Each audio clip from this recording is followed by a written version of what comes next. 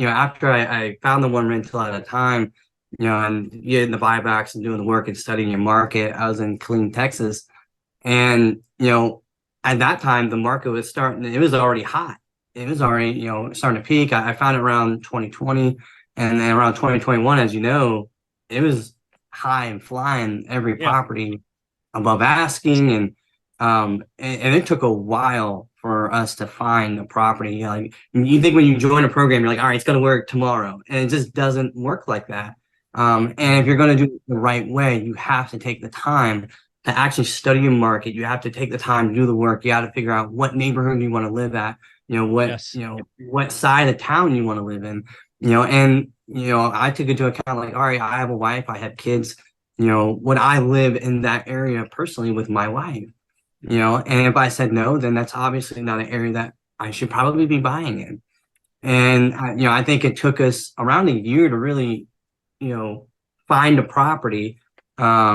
And, at the time, like I said, I was telling you earlier, my wife was pregnant at the time, was trying to convince her, like, once the spouses are accepting of it, once you're kind of just, like it's like a passing phase type deal. But when you're actually, hey, babe, I found a property, Mhm. then it starts to really get real quick. Like, hey, we're actually going to be doing this. And, Right. like I said, at that time, my wife was, pregnant, and, she was at probably around 6 months pregnant. And we were gonna, it took us a while to find the house. Once we found it, it was the property at the time was actually owned by a the sweetest Korean older woman that you've ever met in your life.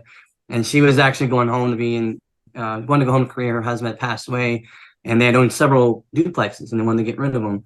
And so it popped on the market. And because I had, my buy box, and I had been studying the market for months and months before that, man, when I saw it pop up that day, I did the math on the spot. And I was like, this is a good This is deal. it. This is Yes. it.